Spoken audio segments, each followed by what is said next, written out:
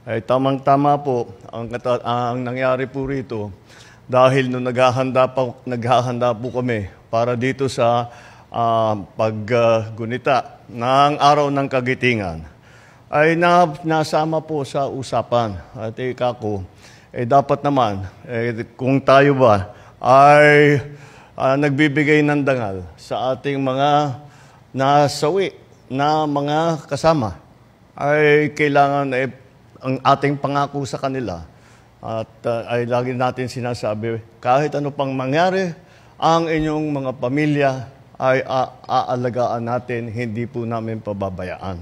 Sabi nila sa akin, masyado kasi mahaba ang proseso, mahaba ang komplikado, mga documentary requirements at kung ano-ano.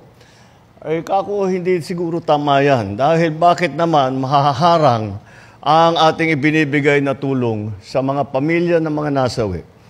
Bakit mahaharang? Dahil maraming masyadong hinihingi na dokumento, maraming masyadong proseso, ang punot dulo ay nagiging matagal na, nagiging masyadong matagal ang pagbigay ng mga benepisyo na ito.